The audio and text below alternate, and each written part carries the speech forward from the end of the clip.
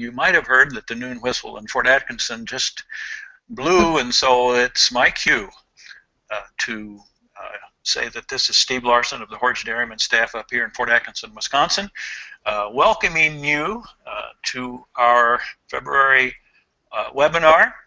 We've got a nice bunch of you out there, and the audience is growing here minute by minute.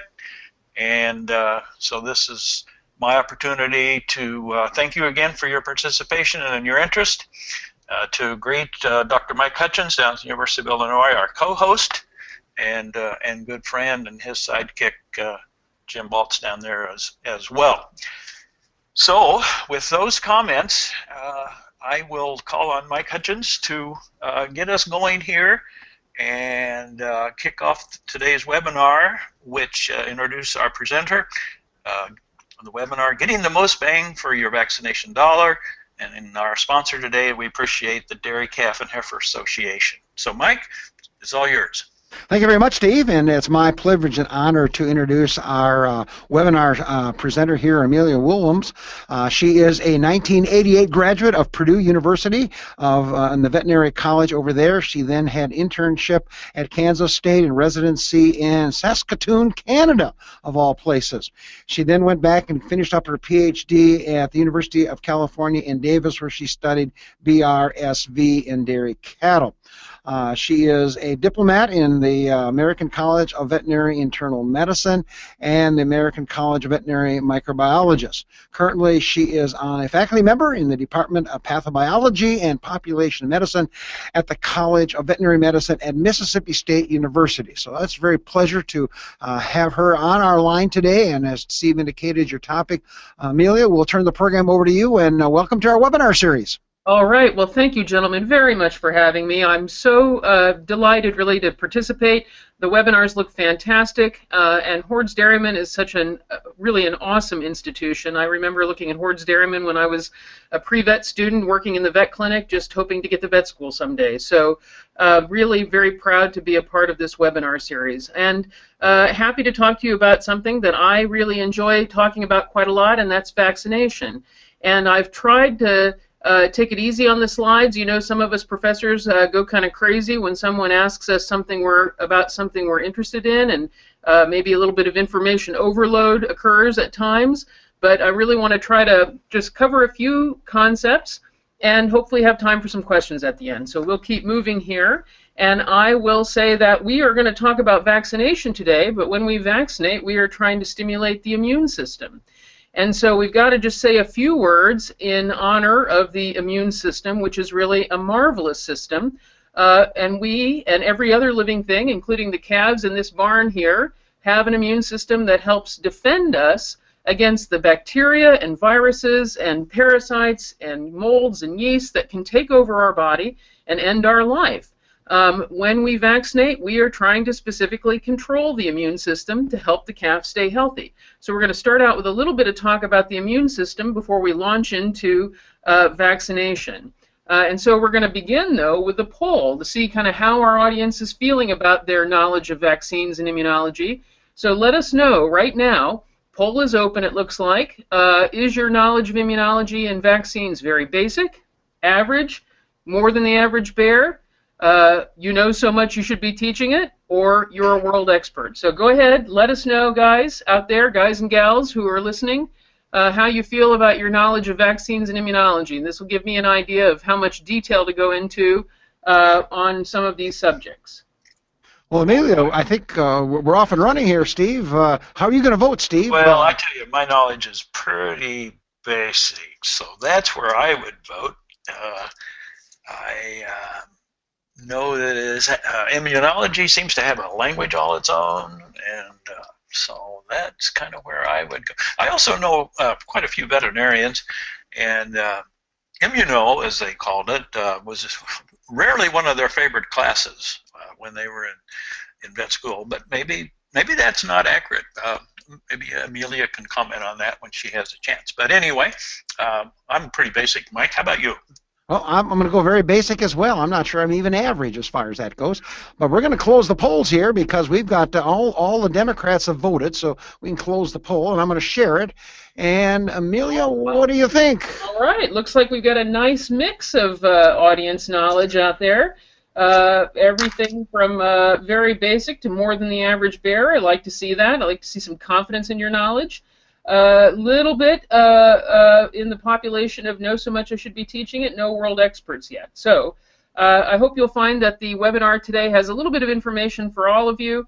I do always try when I present information on immunology to have some stuff that's pretty basic and some stuff that's a little bit more advanced for those people in the audience who are ready for it. So thanks very much, everybody, for participating in the poll. And just a comment about Steve's comment, indeed, immunology is a subject that I think people find a little bit hard to get a handle on. There is indeed kind of a whole language that you may not have really heard much of. I often say when I was in grad school, one of my professors said, when you learn about immunology, you just have to jump on the merry-go-round, because everything that you need to know to learn about it, you kind of don't really understand until you learn about it. And so there is quite a language that you do have to learn, but if you dive in, you'll find it's pretty interesting. And so think about the immune system. The immune system, what does it have to do? It has to defend the cow on all body fronts, including her gastrointestinal tract, her respiratory tract, her mammary gland, her urogenital tract, and her entire body surface. All that surface area has to be defended against a wide variety of different viruses and bacteria and parasites that have the capacity to enter the body and kill the cow. And the cow has to be able to, if she does experience an infection, to clear that infection without hurting herself or her unborn calf, which she's often carrying. So the immune system has to defend the cow on all surfaces against a wide variety, a massive number of different pathogens without hurting the cow or hurting the calf. And it's just a really very remarkable system. And I want to talk to you a little bit about it because, as I say, when we vaccinate, we are trying to activate the immune system. Now, the immune system has two components. The innate immune response, which is the part that's immediately and always active. If you cut your hand right now, bacteria start entering that cut, your innate immune system can start destroying those bacteria to prevent infection. And sometimes with a small challenge, that's all we need. However, the innate immune system, while it's always ready to go, it does not improve with repeated exposure. That's not a problem if it's a minor infection, but let's say you get exposed to something that almost kills you. Well, you don't want to go through that again because it might turn out the other way next time. And so it's very good that we also have an acquired immune response. Sometimes this is also known as the adaptive immune response. And this part of the immune response takes several days to weeks to be fully active. It is not immediately ready to go, but it improves with repeated exposure. And that's the part of the immune system that we say has memory. And this is the part of the immune system that we're targeting with vaccination. Whoops, sorry guys, that's a very sensitive key panel that I've got here. So when we vaccinate, we are trying to tell the acquired immune response to be ready to be more effective against something in the future. Now, the acquired or adaptive immune response has two major players, the B cells, and they produce antibodies. And antibodies are in the blood, they're in any fluids of the tissues, but they're also in the secretions on the respiratory surface, in the mouth, in the mammary gland, in the GI tract. And so you've got antibody really pretty much everywhere in the animal except for on the surface of the skin. Not really too much antibody right on the surface of the skin, but in the mouth, in the nose, in the eyes, there's antibody. And we're going to talk in a minute about what that antibody can do. Now, there are also T cells, and T cells, some of the T cells are kind of like hitmen. They go out and they can actually kill cells in the body that have become infected. So basically, some T cells can kill other cells if those cells are infected with a virus or bacteria. And then there are other T cells that basically direct the show, what we call T helper cells. They're kind of like the generals of the immune response. They tell all the other immune cells what to do. Now, just a little schematic to show you how all this works. What this diagram is showing is up here we have the cow's head, and I'm showing you that we're looking in her nasal passages and her respiratory tract. In this big picture here, is what we would see if we could look at her respiratory tract with a microscope. I think part of the problem with the immune system being interesting is that you can't see any of the players. Everything that we're going to talk about today is invisible with the naked eye. So you have to have, I think, kind of a active imagination to really get into the immune system. So I'm going to show you some pictures of what you would see if you could look at the immune system with a microscope. And what these pink squares down here at the bottom are, these are the cells that line the immune system, or the respiratory system. This is the respiratory epithelial cells, and they have these little fingers on them, and they're covered with mucus. And these little fingers, or cilia, beat all the time to push mucus out of the lower respiratory tract and up out of the nose. And so basically this mucus is helping to protect your respiratory tract from infection. Well, if you've been exposed in the past to a virus, like these green sort of little structures here, these are supposed to represent a virus.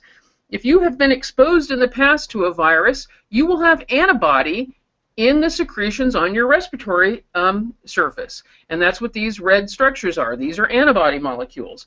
And if you inhale a virus and you've got that antibody can bind onto those viruses and keep them from entering the body. And they will just go out harmlessly in the mucus. Now, let's say some of the viruses actually make it through the surface. Here we have the respiratory surface again. If the virus makes it through, well, if we've got antibody down here in the tissues, the virus will be stuck on, antibody will stick on this virus, and then what? Well, then immune cells will come into the area and they will grab onto that antibody and eat the virus, eat up the virus. So the antibody helps the immune cells eat up the virus if it does enter the body. So that's how antibody works. Antibody can prevent infection if it's present on the surface, or if infection occurs, it can bind to the infecting agent and help the immune cells get rid of it. Now, when viruses infect cattle, and any other living thing really, they have to replicate inside of the cells of the cow. And when they are replicating inside the cells of the cow, now we need the T cells that can come in and kill these infected cells to get rid of them.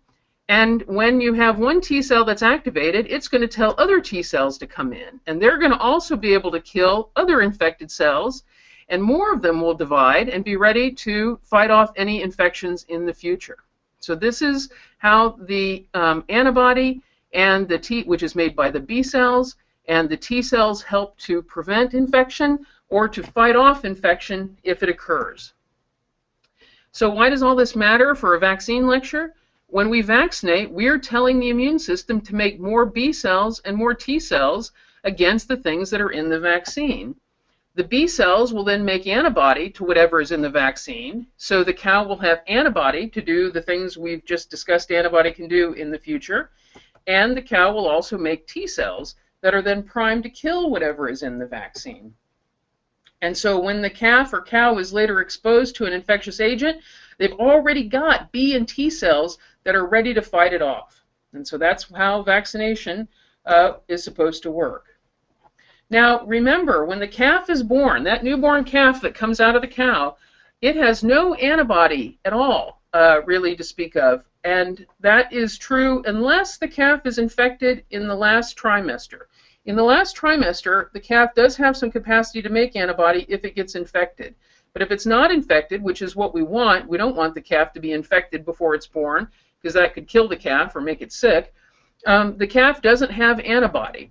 The other things that are important relative to the calf immune system is that the immune cell functions, like the T cell killing that we talked about, are slower and lower than adults. Calf immune responses become like adult immune responses in 5 to 8 months. And so the immune response of the newborn calf is functional. The calf can actually respond to immune stimulation the day it's born, but not as well as it will when it gets to be about 6 months old. So unless it's been infected in the uterus, it's not ever experienced any infection before. So it's naive and it's immature. And so colostrum from the mother tides the calf over until the immune system matures. And I'm sure people listening to this webinar know that colostrum is important, but whenever I talk about vaccination, I always want to make the important point that getting colostrum, getting enough colostrum, is critical to calf health. There is no vaccination that is as good as getting enough good quality colostrum, and I mean that with all my heart, for calves that are in the first few months of life. In the first few months of life, as we will see later in this webinar, it's hard to vaccinate a calf effectively against everything it needs to be protected against, and the colostrum is what takes care of the calf during this critical period. And many studies have shown that calves that don't get enough colostrum are more likely to develop disease, they're more likely to die, and they're more likely to leave the herd early, never produce as much milk as they would have, as compared to calves that get enough colostrum. Okay, and so again, you're probably like, oh my gosh, colostrum again. It always comes up, and I just would say it's because it's so important. And here we are, ready for another poll. We know colostrum is important, but we also know that some calves don't get enough colostrum. So approximately what percent of U.S. dairy heifers fail to get enough colostrum? 80%, 50%, 20%, 10%, or just 1%? What do you think the answer is?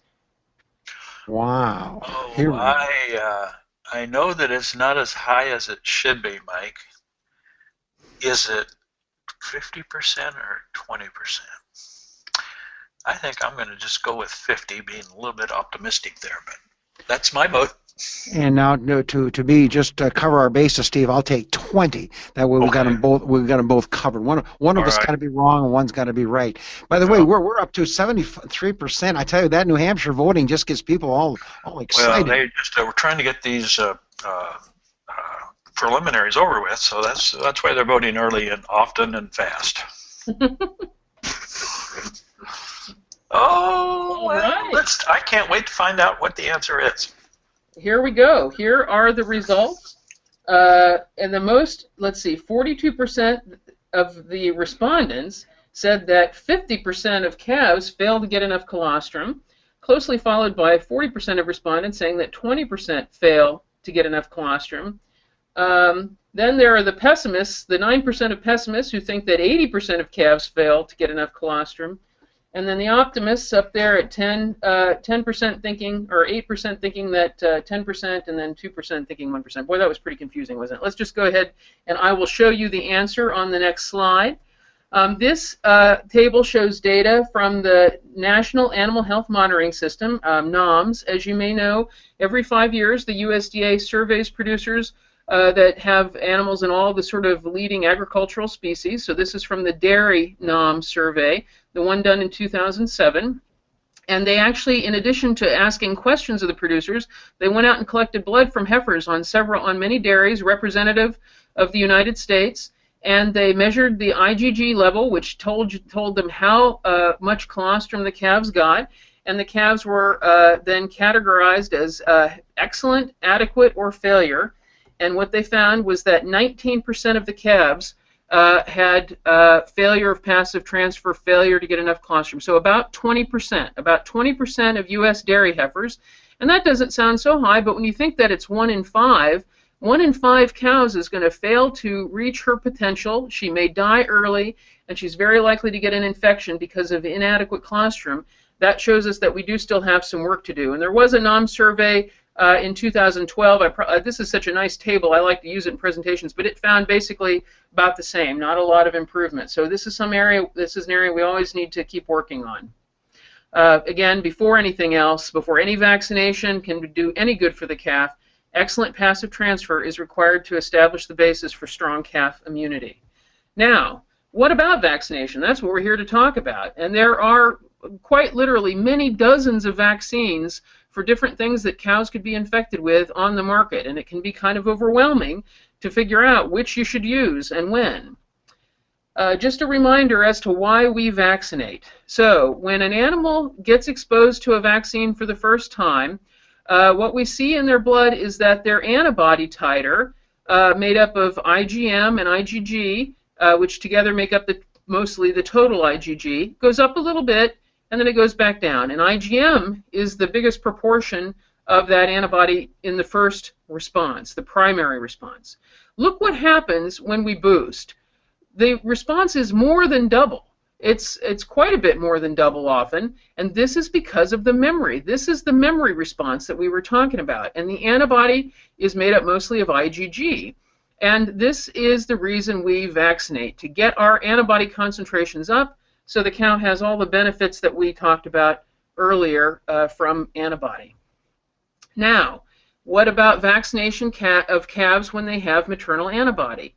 Well, vaccination in the face of maternal antibody, so vaccinating a calf that has good amounts of maternal antibody from colostrum, was traditionally considered ineffective. When I went to vet school back in the 80s, I was told pretty much you need to wait and vaccinate calves when they're about 6 months old, because otherwise the maternal antibody may bind up the calf, the vaccine, and the vaccine won't work.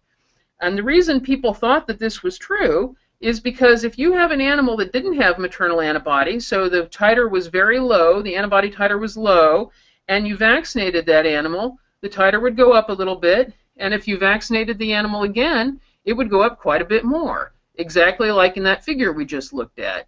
This was the primary response and then the anamnestic response of antibody production. Anamnestic means memory. However, when people vaccinated calves or other animals that had high concentrations of antibody from their mother, well, they found that the antibody titer went down. It didn't go up like it was supposed to, and when they got boosted, it sometimes still went down. So this was a big reason that people thought it was no good to vaccinate a calf when it had maternal antibodies. Now, I've just told you that it's most important that calves get enough colostrum. If they do, then they will have high levels of maternal antibody. Well, how the heck can we vaccinate them if they've got enough colostrum on board, if they aren't going to respond to the vaccine properly? Well, it turns out that quite a bit of research has shown that calves can often respond to vaccination in the face of maternal antibody. And researchers found this by measuring other things. And so if, for example, you've got calves with maternal antibody and you vaccinate them, and this has been shown often, when you vaccinate calves that are about 2 to 3 months old, yes, their antibodies are not going to go up like they would if they were really low. But when you boost them out here at 6 to 7 months, well, they will go up. Look at the green line. This is up so much more for these calves that first got the dose of vaccine when they were 2 to 3 months old and then got a booster, as compared to the calves here represented by the red line and the red arrow that just got their first dose of vaccine when they were 6 to 7 months old. So is this amount of antibody better than this? Well, this is just a schematic, but I would say for most of the pathogens that affect animals, most of the ones that affect cattle, antibody is helpful. And if you had a 3 or 4-fold higher concentration of antibody, then that would indeed be beneficial. So this is some of what we've learned about vaccinating calves with maternal antibody. Likewise, other studies have shown that if you vaccinate a calf with maternal antibody, indeed the antibody may not go up, but if you vaccinate them and boost them, as time passes, their antibody concentration will stay higher than for the calves that don't get vaccinated until their maternal antibody goes away. And so what's happening here, it looks like you're making the maternal antibody last longer, but what actually is happening is the maternal antibody is still decaying, but the calf is starting to make its own antibody. And that's why the net concentration of antibody is staying higher. And so the reason I'm talking about this is that it is very important to get colostrum into calves. But you don't need to wait until the maternal antibody is completely gone before you vaccinate calves. And in fact, if you can kind of get the vaccine into them before they get out to 6 months or so, where maternal antibody is usually pretty much gone, you will help them in the ways that we just went through. Now, having said all that, maternal antibody can indeed sometimes block vaccination. And basically, it's going to be the worst. It's going to block, maternal antibody will block the effect of vaccination the most when maternal antibody concentrations are very high. And they are very high in the first month of life in a calf that got a good amount of colostrum. And so I always tell people that in the first month of life, if you're getting a good amount of colostrum into your calves, that's when I'm the least sure that vaccination is helpful for you. Even if we give the first dose, we definitely need to give a booster, because in the first month of life, in a calf with enough colostrum, the maternal antibody might indeed block the vaccine. This is less a problem when the calves get out to be 2 to 3 months old. Now let me just say one thing quickly about all this. if you've got calves that didn't get enough colostrum, like let's say sometimes happens with bull calves or veal calves, they sometimes don't get enough colostrum, well, those calves can respond to vaccination. And so if you've got calves with failure of passive transfer, then I would vaccinate them in the first month of life because they don't have any maternal antibody to block the vaccine. But what you really want to do to have healthy calves is get enough colostrum into them. And if you do that, in the first month of life, the vaccine may not be as likely as effective because high concentrations of antibody can block the vaccine. All right, I hope that's not too confusing. And when you're vaccinating calves under 6 months of age, boosters are especially important. Do you have to give the booster? You really should. Boosters almost always are appropriate, but especially when we're talking about vaccinating calves, calves in the first 6 months of life. And this is partly because you don't really know where the maternal antibody is. I've told you that if it's very high, the vaccine can be blocked. If it's not too high, it won't be blocked. But you don't really know, and especially if you've got a group of calves, some of them are going to be high and some will be lower. And so what's best to do is to give them at least a couple of doses. And a booster in cattle, we're recommending these days about a month apart.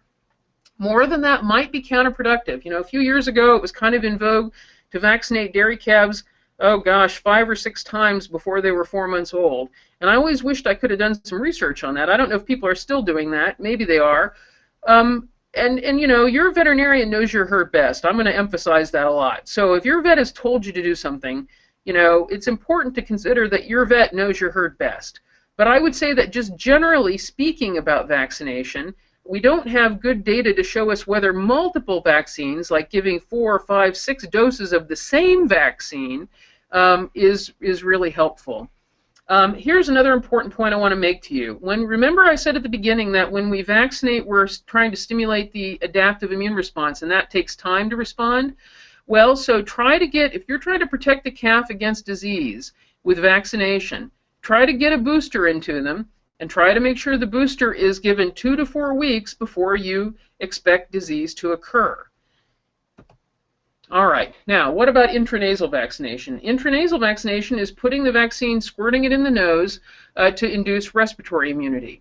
When you have calves that have pretty high concentrations of maternal antibody, it may be better to give intranasal because it's not going to get blocked as much, it may not be blocked as much as an injectable vaccine. And so if you do think you need to vaccinate a calf in the first month of life, when maternal antibody is most likely to block vaccines, then it might be best to start with an intranasal. However, we don't have intranasals for all the pathogens. We do have them for IBR virus, PI3, BRSV. Oh, and I forgot to write, there is a new intranasal vaccine out for 2 of the bacteria, Mannheimia and Pasteurella. So we have intranasal vaccines for some of the pathogens, but not for all of them. So a benefit of intranasal vaccination is that it might be better if the calf has got high concentrations of maternal antibody because it's less susceptible to blocking. But a downside is that it seems like the duration of immunity induced by intranasal vaccination may be not as long as for injectable. And this is especially likely to be true for BRSV. So if you give an intranasal, you need to give another dose probably a little bit sooner than you would have if you had given an injectable. All right. Here are the vaccines that are available for dairy calves, numerous. So how do you know which to give? Again, I really want to emphasize that while I'm trying to tell you about general concepts relevant to vaccinating calves to help you understand why we do what we do, it's very important that you talk to your vet about exactly what you do because they know your herd best. All right. Now, just a few words about respiratory vaccines work. I study respiratory disease. Dairy calves often get respiratory disease. We use vaccines to prevent respiratory disease, but do they work? Well, let me tell you, because I know people will say, we give a lot of respiratory vaccines and we still see respiratory disease. If you feel that way, then let's talk about why that might be. First of all, any licensed vaccine has been shown to be protective in an experimental challenge study. What that means is they take young calves that don't have any antibody to the agent, they give the vaccine, and then they purposely expose them to the infectious agent. And they also have some calves that didn't get vaccinated, and they compare those 2 groups. And they've got to do that to get a vaccine licensed. And that's useful. That shows you whether or not the vaccine can induce a protective response, but that's a very artificial situation. A much better situation is to do a field trial where you go out to many dairy farms and you vaccinate some calves and you don't vaccinate other calves. But those studies are very expensive and complicated to run, and they are not available for many of the vaccines that we have. So we could definitely use more field trials to help us understand how, when these vaccines are used in the field, how they do. I think that an important point I want you to know is that respiratory vaccines, when you've looked at all the literature and all the research studies that have been done, they do help sometimes. They do help decrease disease and improve productivity sometimes. But it's very important to keep realistic expectations. For one thing, when you vaccinate a group of animals, that doesn't mean they'll be completely protected against infection. The virus or bacteria might still get in the animals, but it's just not going to make them as sick. That's usually the case. Likewise, a few animals will still get sick in any population of vaccinated animals. It's not going to be completely 100% preventing disease in 100% of vaccinates. So you really should think of vaccines as a tool to help limit disease and not necessarily prevent it. And then you need to do other things as well to help limit disease, and the combination of practices are the best way to control respiratory disease. All right, what if you vaccinated cattle and they got sick anyway? I get this question kind of a lot, and so I always want to go through things we should think about. If you give a vaccine and it seems to fail, this isn't always the fault of the vaccine. If you vaccinated for a certain disease and you're seeing the disease anyway, be sure to talk to your veterinarian about this to figure out the most likely cause of this apparent vaccine failure. When you're thinking about why vaccination didn't work, ask yourself whether there could have been any problems with the way the vaccine was handled. For example, if you use modified live vaccines, you may know that they cannot be left in the sun and they cannot be let to get warm. You've got to keep them cool and in the dark, really. So in a cooler with the lid on is the place to keep your vaccine when you're vaccinating cattle. Also, a modified live vaccine that was reconstituted has got to be used within a few hours. You cannot put that stuff in the fridge and use it tomorrow. It just does not have enough live virus in it to be good. And disinfectants. If you wash out your multi-dose syringes with disinfectants, you will kill your modified live pathogens if you don't get every trace of disinfectant out of there. That's why we say that it's really best to rinse those multi-dose syringes out just with good hot water. Poor timing. Maybe you gave it when the animals were already incubating the disease, so it was too late, or no booster given when necessary. Consider whether or not the animals were already sick, or whether they had nutritional deficiencies. All the nutrients that are listed here are necessary for an effective immune response. If you have animals that aren't getting enough to eat, they are not going to be able to respond properly to vaccination. And, as I've said, very high concentrations of maternal antibodies, so very young calves, if you vaccinate them, the vaccine may not take. However, if they've got moderate levels of maternal antibody, it can be effective. Also consider what vaccines you gave. For respiratory disease, there are a lot of viruses that can cause respiratory disease that we don't have vaccines for. For example, coronavirus, which can cause diarrhea in calves, can also cause respiratory disease, but we don't have any vaccines licensed for respiratory coronavirus infection. Also, could there be strains of pathogen that aren't in your vaccine? This used to be an issue when before we understood about type 1 versus type 2 BVD. The old vaccines just had type 1, and then type 2 started circulating and making cows sick. But now most of the vaccines have both type 1 and type 2 BVD, and this is important for good protective immunity to that virus. And then any vaccine, even the best vaccine, can be overwhelmed by an overwhelming challenge, by a massive challenge with virus or bacteria. And so if you've got bad air quality because of improper ventilation, or you've got animals just too crowded together, vaccination isn't going to be able to overcome that if it's bad enough. And so you really need to address these kinds of management factors to give vaccines their best chance to work. All right, so a few points to remember. Calves are even more likely than adults to require boosters, and a booster should be given generally 2 to 4 weeks after the first dose of vaccine. And try to time your last booster to be 2 to 4 weeks before disease is expected. So this comes up a lot, and we're going to talk about a case later in the webinar here. Let's say you've got calves in hutches, and you're going to move them to group pens when they're 8 weeks old. Well, if you want to try to decrease respiratory disease when you put those calves into group pens, you ought to give those vaccines no less than 2 weeks before you go to the group pens. I'm going to tell you about a herd here at the end that I was actually asked to consult with, and they were vaccinating basically the day they put the calves in the group pens. They took the calf in the hutch, gave it its vaccine, and then put it in the group pen, and it just didn't give the calves enough time to respond to the vaccine. Remember that vaccination in calves with enough maternal antibody is less reliable in the first month of life. Okay, so if they get enough colostrum, vaccination is going to be less reliable in the first month of life. You're going to be more likely to need boosters.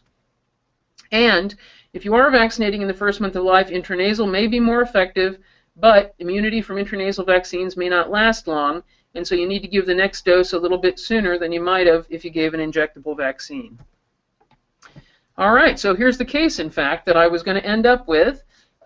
So this is this was a real honest-to-goodness case that I got called to consult with. This was a dairy milking about 1,600 cows, and they were seeing pneumonia in their calves when they went to group pens at about 4 weeks of age. So this dairy was keeping calves in hutches for about 4 weeks, and then they were putting them into group pens, and they had a computer feeder, sort of an automated computer feeder for the calves. So they were still getting milk in the group pens, and they had 25 to 30 calves per pen. They were pretty big pens, obviously, and they had treated about half these calves for pneumonia in the past month, and they'd had 5 out of 200 die. So this dairy was giving an intranasal IBR-PI3 vaccine at 2 days of age, and then they were giving an intramuscular, an injectable, modified live 5-way viral vaccine when the calves were turned into the pen. So now you already know one thing I'm going to tell you about this is that giving that injectable the day they turned the calves into the pens was just really not giving those calves time to respond when they needed to be protected. So in a situation like this, the first thing we wanted to do was review their colostrum delivery, because in the first, so these are calves that are about a month old being put into group pens. Well, if you're getting enough colostrum into those calves at a month of age, it should still help protect them against disease. Now, colostral antibodies, or maternal antibodies from colostrum, they're going to disappear eventually in all calves. Colostrum can't protect the calf forever, but it should be able to protect the calf for, 3 to 4 months. So if you've got pneumonia in month-old calves, the first thing I think you need to do is review colostrum delivery. And we do this, of course. An easy way to do this is to check for total protein, so serum total protein, and your vet can help you do this on calves that are about a week old. And you want it to be greater than 5.4 in not less than 80%. So you want at least 80% of the calves to have a total protein of 5.4 or greater. And we found on this dairy that I'm talking about that they did have some problems with colostrum delivery, and they did not have this rate of passive transfer. Look at the care while the calves are in the hutch. If they're going to go to group pens at 4 weeks of age, they need to be strong and healthy and ready to have basically having an immune system that's ready to fight, because when you put calves in groups, they're going to get exposed to more viruses than when they're in the hutch. And so you want those calves to be in great health when they go to those group pens, so their immune system has got plenty of protein and energy and vitamins and minerals to fight with. Well, in this dairy, the body condition was not that great in the calves because there had been a miscommunication, and calves that were supposed to be getting 6 quarts of milk a day were only getting 4 quarts of milk a day. And so a lot of the calves that were, especially the older calves, when they were sort of 3 to 4 weeks old, they were starting to get thin, and that's when they were going to go be in the group pens, and that was contributing to the respiratory disease problem. And so the other thing you might look at is how are the hutches spaced? Is the airflow good? Are they separated adequately from older cows and calves so they're not picking up viruses too soon that they would then take to the group pens? And then in the group pens, you want to try to have those groups not be too large. I don't know how those of you listening feel about this. We haven't done a lot of research on this, but the little bit of research that's been done suggests that those groups really shouldn't be larger than about 8 to 10 calves. And I know on a really big dairy that may be difficult to have groups that small. But this dairy had groups of 25 to 30 calves, and that just gives more opportunity for more contact between calves that can lead to infection. And you want to make sure there's no nose-to-nose contact with older calves, heifers, or cows, which can be a source of infection for the younger calves. Now, this dairy was using an intranasal IBR PI3. I said at 2 days of age. Actually, here it says 1, but it was 2 days of age. Now, you know what I said earlier, if you're getting enough colostrum into those calves, I'm not sure that an intranasal at 1 day of age can really help. Now, I know that's a very common practice, and if your vet thinks it's important, I'm not telling you to stop it.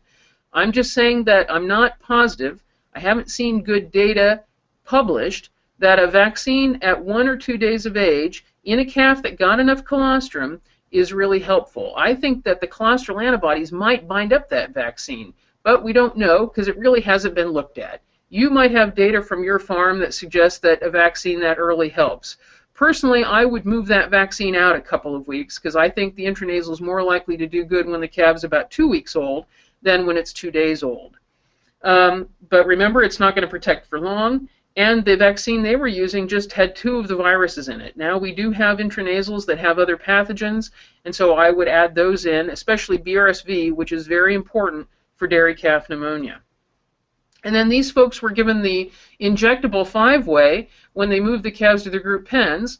So this was giving the calves immunity to more viruses, which is good. But again, giving it the day the calves went into the group pens wasn't giving those calves enough time to respond.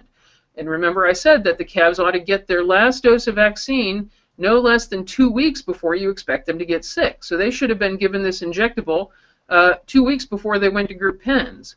But remember, this dairy was putting the calves in group pens when they were a month old.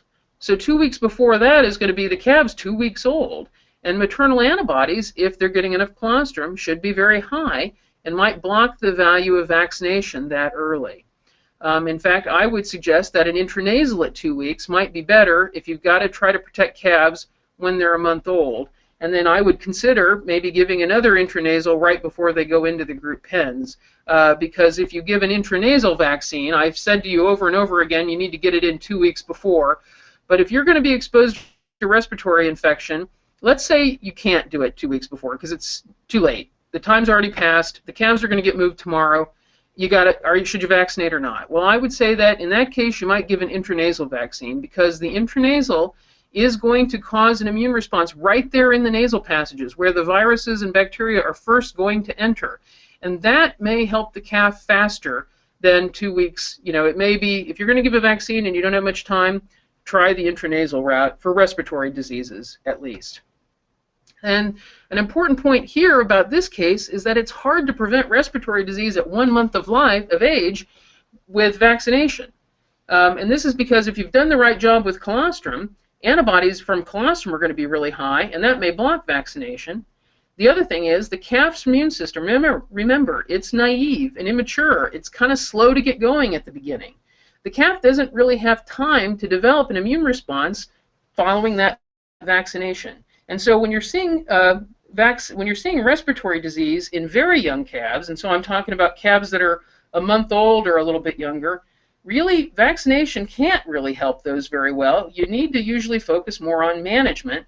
So better colostrum and better nutrition, smaller groups, and air quality is the other thing that I haven't gotten down there, but you want to look at air quality as well. So it's kind of funny here. I've got a vaccine talk, and the last point I make is that you need to think about management instead of vaccination in certain situations. And I think that just makes the point that, you know, vaccination is a valuable tool. It really is, but it cannot do everything alone.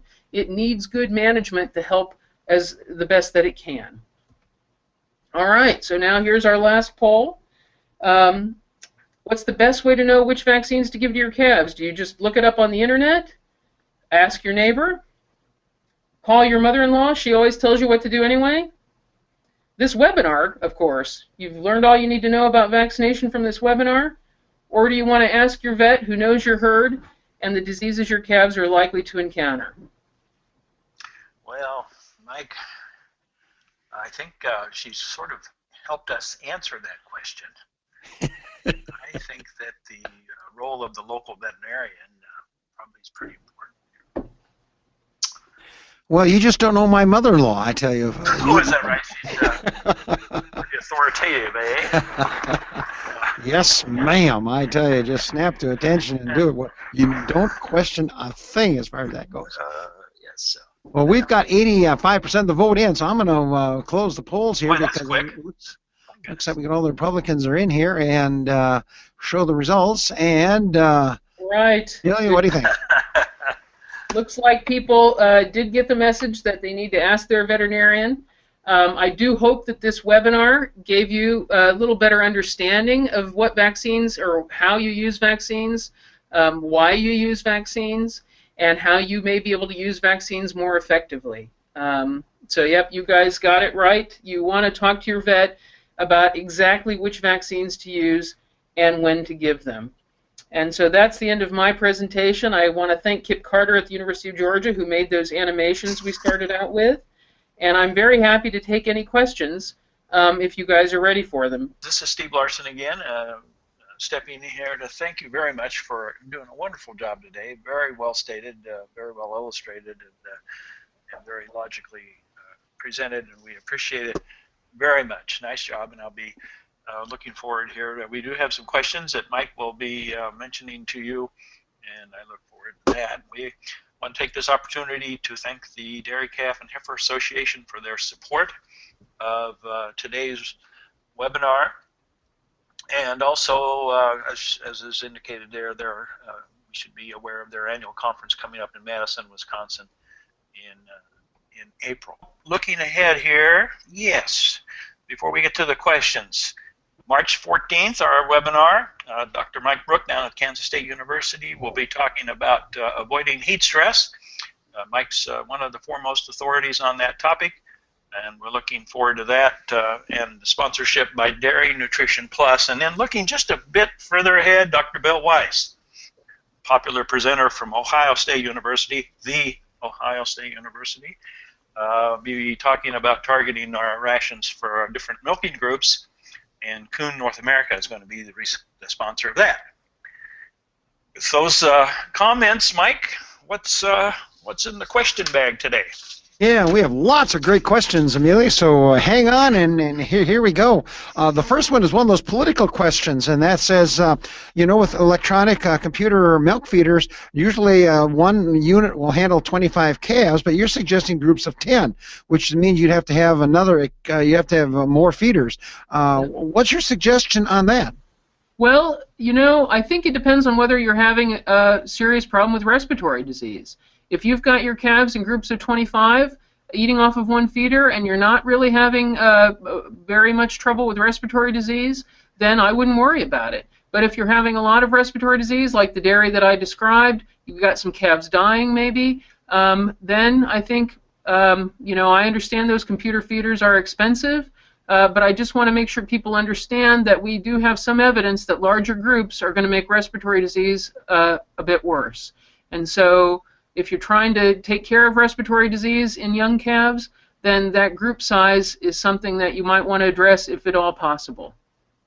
Very good. Can you click our next PowerPoint so we make sure our sponsor gets all the business that they purchased here? Another great question. I understand there are still some benefits feeding 2 to 3 days colostrum since there's still some IgG in there. Should we try to keep our calves on this colostrum product rather than milk replacer that contains no antibodies, or should we consider spiking that milk replacer with a commercial antibody that's on the marketplace? Yeah, so it's definitely true that antibodies, high concentrations of antibodies, can help protect calves in the intestines. They won't absorb them anymore. The calf that drinks colostrum absorbs the antibody into the bloodstream in the first 12 hours, and that's very important. After about 12 hours, maybe even a little bit earlier depending on some factors, they won't absorb it anymore, but the antibody in the gut can still help protect the calves, especially against gut infections like things that cause diarrhea. And so there's definitely benefit to feeding antibody in the milk by giving colostrum a little bit longer, or it's even been shown that if you take as little as 1% of what you feed the calf, make 1% of that colostrum, that can help decrease diarrhea, and you could do that until the calf goes off milk. So basically, as long as the calf is on milk or milk replacer, add 1% colostrum, and that's been shown to help decrease diarrhea. So now, whether or not it would be cost-effective to buy colostrum replacers and add them, that I don't know, because I know the good quality colostrum replacers are fairly expensive. But if you were having problems with enteric or intestinal disease, diarrhea, then I think this would especially be useful because it will help protect the gut. The antibody's right there in the gut. Can you combine an intranasal product and injectable booster at the same strain, assuming they're available, of course, in calves that may be colostrum deficient? Can you double up? Yeah, can you do both injectable and intranasal? You can. I don't think there is. I guess the reason people might do that is to give quicker protection at the respiratory surface with the intranasal, but longer protection with the intramuscular or subcutaneous, the injectable. So you can.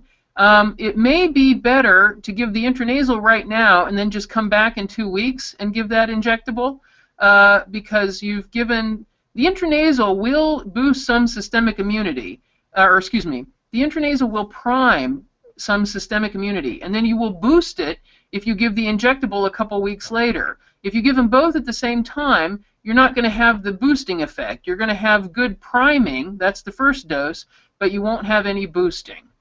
So you could do that. We could really use more research on that question because I get asked that a lot, and it's an excellent question.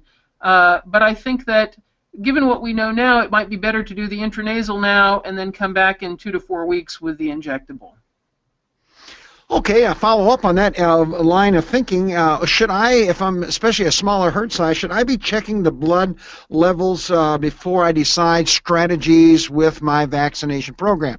And is the cut point 5.4 a number that you used in the webinar?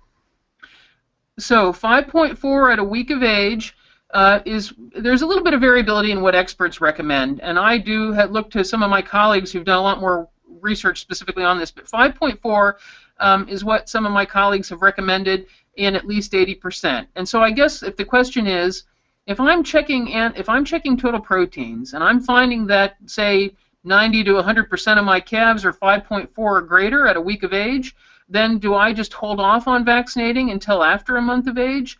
You know, that could make sense. You know, again, I want to hesitate to say definitively too much because it depends a lot on the herd. But I think if you're doing a really great job getting enough colostrum into calves so that a very high percent of your calves has the 5.4 or greater, and greater could be good. You know, there's some work that shows that higher is even better, but you just don't want it to be less than 5.4. Then I do think that, you know, we may not need to vaccinate in that first month of life. If my facility does not allow a booster, is a single vaccination to older animals better than nothing? I think so. Yeah, generally I would say generally yes. If you can only do 1 dose of vaccine, you should use modified live if that's safe. Remember that modified live viral vaccines can cause abortion in cows that don't have adequate immunity. So be very careful with using modified live vaccines in pregnant cows if you don't have a vaccine licensed for the purpose of vaccinating pregnant cows.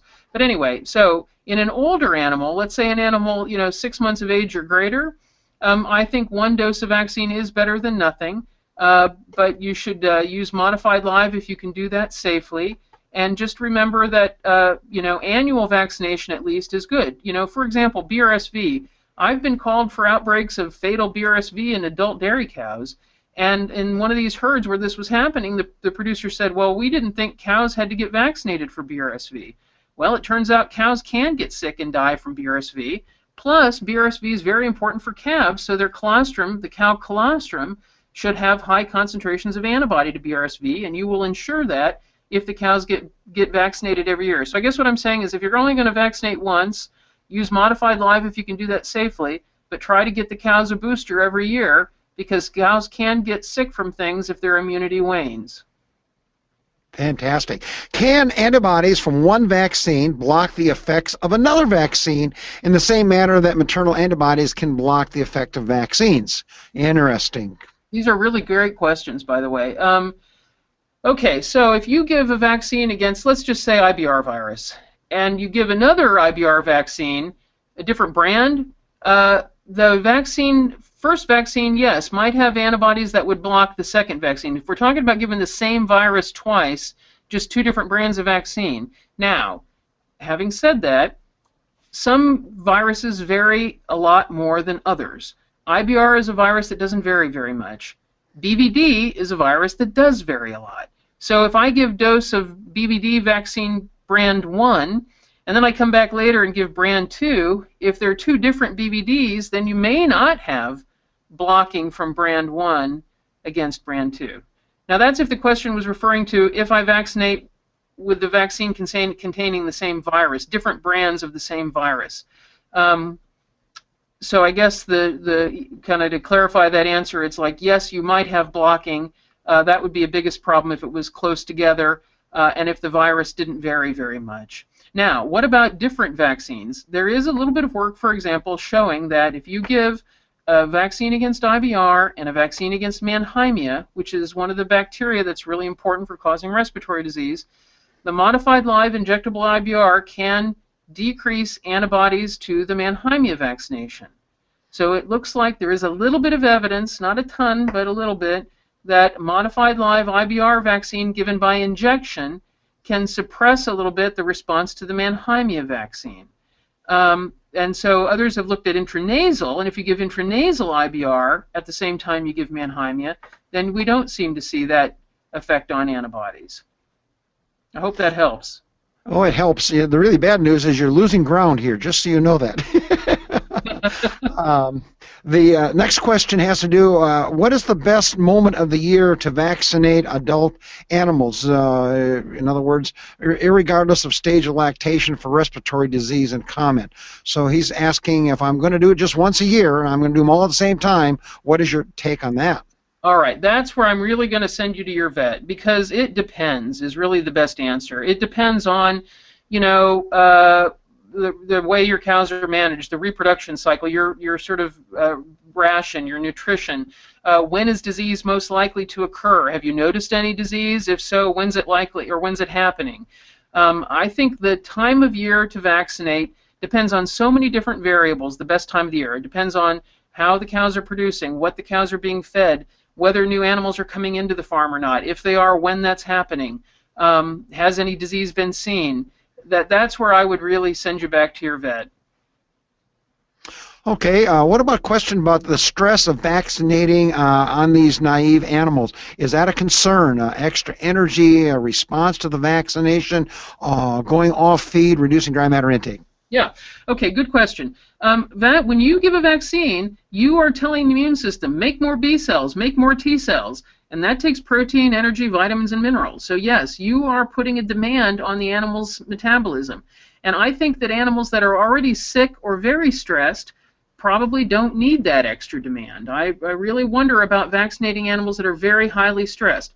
But a naive animal, that is an animal that's never been exposed, if it's otherwise pretty happy, it's living on the farm where it was born, it's got good nutrition, it's got a good environment, that naive animal needs to be vaccinated. That's the animal that needs the vaccination. So I would say that, you know, if you have a young naive animal, but it's in good nutritional state, it's in a good environment, then vaccination is necessary. And yes, it's going to put a demand on the animal system a little bit, but that's a good demand because then it's going to be protected against disease in the future.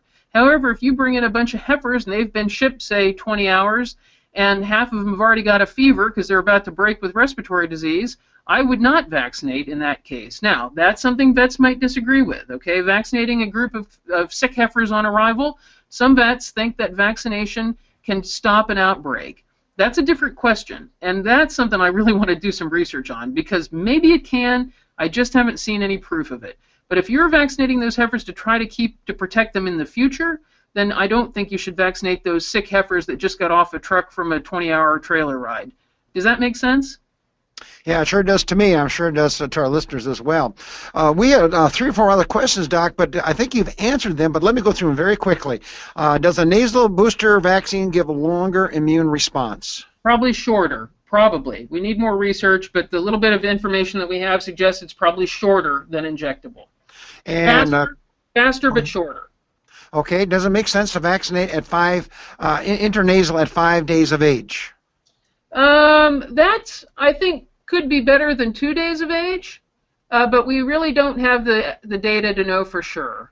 But, you know, I think if that's the only time you could do it, I would pick 5 days over 2 days, but that's an educated guess. We don't have data yet to prove that. And here's your last question. What's the difference between a Bactrin and a toxoid vaccine? Did I say it right? Very good question. Very good question. A Bactrin has whole-killed bacteria. A toxoid just has the toxin. So some bacteria, like Clostridium, cause most of their problems by making toxins that damage or kill cells. So if you just have the toxoid, that is the weakened version of the toxin only, that can give you a good vaccine. For other bacteria, though, the whole bacteria needs to be included in the vaccine, and a Bactrin is a killed whole bacteria. Well, Steve, I'm going to turn it back to you. We're going over to time here, and great questions, probably extremely valuable. I really enjoyed it. Thanks much. And by the way, a couple comments on the case study. A lot of people thought the case study was very valuable as well. Steve, I'll turn it back to you to wrap up.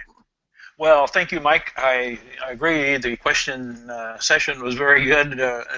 Amelia did a wonderful job on fielding those, and it really shows that we have some, I think, informed and interested people out there participating with us in our webinars who have some real practical issues to deal with every day, and you've been a big help. So, again, our thanks to Dr. Amelia Woolums down at Mississippi State University for a wonderful presentation and a very good question and answer session.